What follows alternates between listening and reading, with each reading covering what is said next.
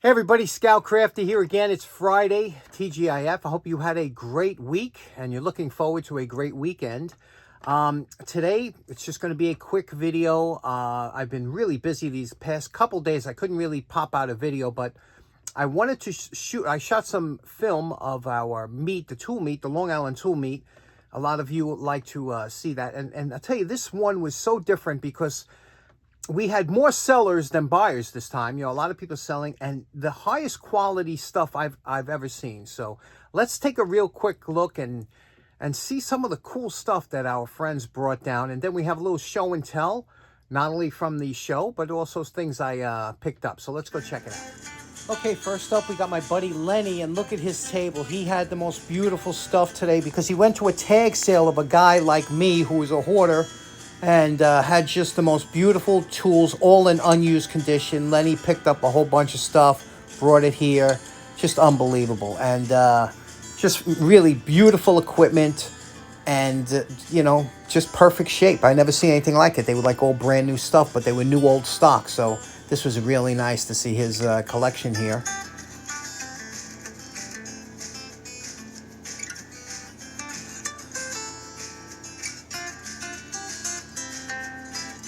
Here we have Alex and his wife's table. Alex was a former machinist. He has all kinds, always has great stuff, and he knows his stuff about tools. Always nice to see them there. Beautiful heavy-duty rotary table that everybody was drooling over. So smooth this was. And of course, you know, the 50 cent, the dollar, the $2 tables were just hopping.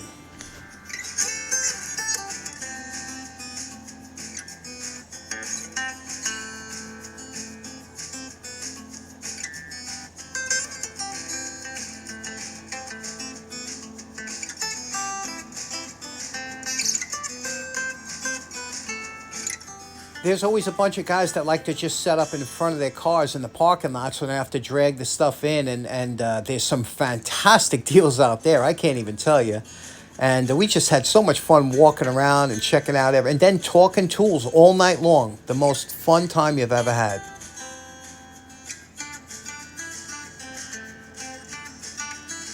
Now, this is the first time these two gentlemen were down here, and look at the beautiful array of tools this man had. He had, you see these socket sets? They were $40 each, full vintage Craftsman socket sets in beautiful condition. It's just great stuff. These are my buddies Roger and Mike, and you know, they never disappoint. There's always something at that table that I walk home with. It's just, you know, you just got to take your time and look through it, but you will find something that calls to you.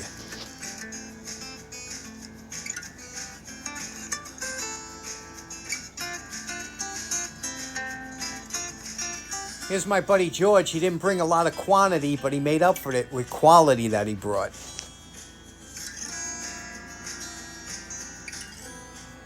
This is going to make some of you crazy. My buddy Bruce Groton, fantastic guy, and look, he brought a whole bin of $3 oil cans.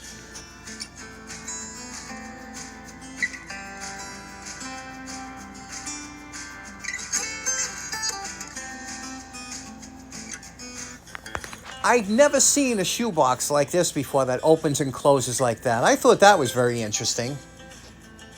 Believe it or not, I didn't buy these auto wrenches in the $2 box. This is the first time ever I passed an auto wrench by for less than $5, but I wound up buying one of the civil defense helmets instead.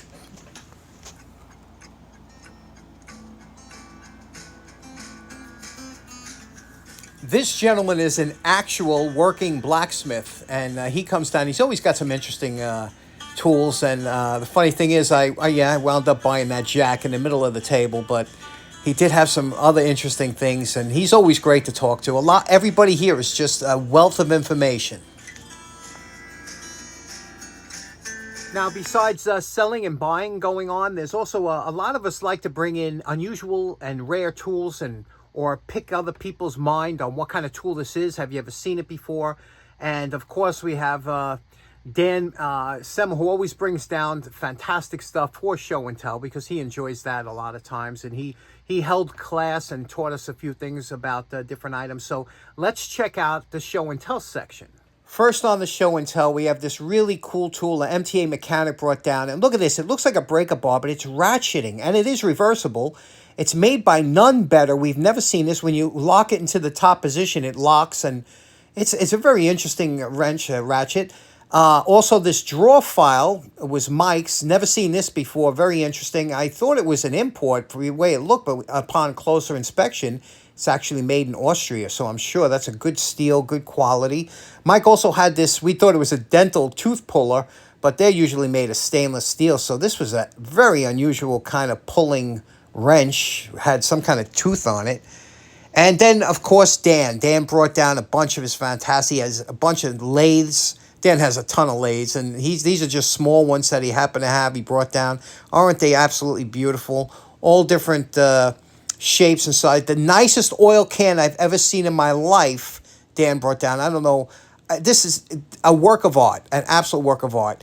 And then he brought down this great book. I've been looking on eBay trying to get one of these. Just beautiful. That I can't believe the illustrations on here are just fantastic and has all kinds of equipment, taps, dies, machinery, things like that. So I'll keep looking for one of these. This was an older one. Dan said that they would actually print your name on this catalog when you bought one. And then Dan brought one of his tap sets, and this one here is a very rare one because to see one complete, but it's not so much huge like this.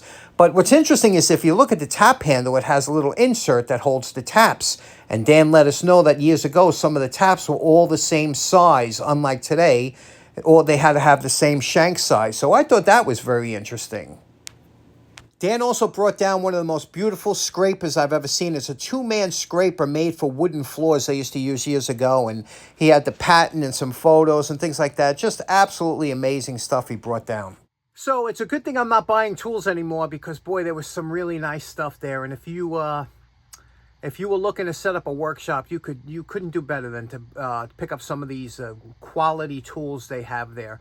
Let me show you some of the interesting things that I picked up. I wonder if you picked it out when I was walking around, but certain things I couldn't pass by. Let's check it out. First of all, some people bring down some stuff that we can like review on. Like my buddy Richie Kemp, who's a member down there.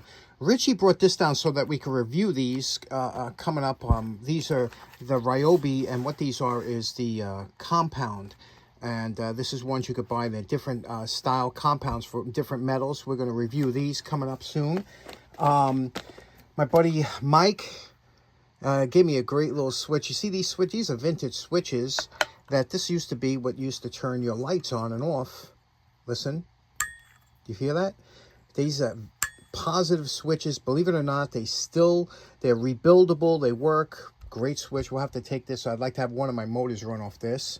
Also, my buddy Rich gave me a bunch. He picked up a bunch of Dremel accessories on eBay, but we wanted to talk about this because I had a couple people ask me about, we all deal with the inexpensive Dremel knockoff ones, the Chinese ones and things like that. These are the real ones here. And we were wondering, people were always asking, say, is there any really inexpensive Chinese ones, spit wire all over the place? But these are kind of cost prohibitive. They're a little bit expensive if you buy these, a 2-pack, and they might cost you $4, $5, $6. And so you said, where is there something in between? So if you have any good ones that you know of that are in between, not too expensive, but really last out, leave a answer in the comments, and maybe the rest of us can jump on it because, nothing beats the original Dremels, but the cost, but you can buy the knockoff ones, but you're going to be eating wire for a while. Next up, my buddy Lenny gave me this beautiful pair of Kreuter 1831.5. Look at these, just absolutely. He goes, here's a set of pliers you finally don't have to restore. And it's true, these are just absolutely beautiful. The original factory bluing on here. And just look at these in perfect shape. The cutters are perfect. And look at the embellishments on the handle here. This is an older pair, you could tell here. And you could see the writing on the inside of the handle here. Kreuter, USA. Just beautiful. You don't usually see this kind of quality. It has over here, sometimes they used to have different like screwdrivers or points on one side. This one here is just like a small line. It's been very handy. Beautiful. Thank you so much for that, Lenny. Next up, our buddy Mike had this cool little crate tool, which I love crate tools, and he says, you know, can you do me a favor, maybe straighten this out on the dake? Because he does restorations, he does nice work. And I said, yeah. I said, look at this, is a nice one, huh? Interestingly enough, it comes with, I guess, you know, 3 different nail pullers, or 4. You have the one up here, you have this one here that you would pass over a nail and pull up. This one here is the same thing, you know, a little bit bigger headed nail, and same with here, but it looks like somebody was wedging it up and caught a little bend in here. Now, this little tap cap, I believe, is because this, if you were using it for a crate and you wanted to get in there, you would wedge that in the crack and tap this back cap. But let's take this to the dake real quick and see. This should be a very easy straightening, but you never know, right? It's the easy ones that wind up biting you in the butt. Let's go see everybody's favorite, the dake. Let's check out the setup. Now, normally these type of metals or anything like that, they're usually a malleable type iron or steel, which means that they're tempered in the way that they'll bend and not snap. Now, you could make them, you can harden them, but every time you have something that's hard, it increases its ability to break. So you want to walk that line between tough and durable. Durable means it'll bend before it breaks, and you don't want this thing snapping because you're going to be using side pressure and stuff. So hopefully this was tempered in a way that it'll bend back easily. Okay, here we go. You see, we're going to put some pressure right over here. We're going to try and rest this edge over here on the steel over here so it won't press, and this on the wood. So hopefully that'll give a little give to it, and we'll bring this down and gently. And again, you got to keep an eye on it to make sure that you're not, you know, putting too much pressure or it's bending in the right spot. Now you can see where we have there. Now when we push this down here, and you can see, I'll show you up here. I keep an eye on the meter just to see how far we're going. You can see very little pressure you're going to need, because it's going to go right in the right spot. So press this down. Now you can see this might kick out a little bit, but we'll deal with that in a minute. Okay, that was the first attempt. You could see we took quite a bit of bend out. Again, we don't want this kicking out too much. So you always got to keep an eye on that. So now what we'll do is we'll put something under here, under this ledge, so that we're not putting pressure on the end of this cap. Okay, we're going to use a hardened nut to put under that little ledge here like that. Okay, move this over here like this. Okay, over here, and then we'll press this down. Again, you're getting a good view from there where you're at, but press this down a little bit, just a little bit, until we get, there we go. Now we're up to about 2.5 tons. We'll bring this up, take a look at it, and again, you see if you got any bend or not. And we're getting there. You see how quickly that comes back? And then you see over here, we got a light bend there, and you could take that here. But now, since we don't want any bending here, we'll put like a block of wood here and bend this the other way, see? So you're just basically going back and forth. You don't need a lot of pressure with this. And little by little, you see, you work it back and forth. And that's what's so much fun about having a press, right? Okay, let's take a look at this. We got this pretty nice, right? Nice and straight over here. It looks good. It's hard to see down the middle, but that's pretty close to straight. Now this, you know, you just work it back and forth. But looking at this little crate tool, I'm saying, you know what makes these really pop is when you can, let's just hit this real quick with the, Mike does his own restorations. He might paint this or whatever, but let's just get this one shiny. And this is my buddy Brian gave me this because I know that the gray hand was freaking out too many people. So he says, maybe this will help. So, okay, let's get to see what we can do with this. Now, here's a quick tip. Whenever you're doing a blade or an axe tip or anything like that, you got to remember the direction of the flap wheel. That's the most important thing. I'm going to grab one here. Here's a flap wheel. Okay, now the flap wheel is going to spin this way. What you want is you want to position always your edge so that it's the trailing edge of the fletch. So you want the flap disc to engage the edge like this, shooting the sparks this way, and doing that. Because if you go the other way, you have too much of a chance to mess up the edge. So reverse the tool, do whatever you have to do, just so that, same thing with this. When I'm going to do this, I'm going to have the edge doing this, pulling it off the, the back. And that's the easiest way not to screw this up.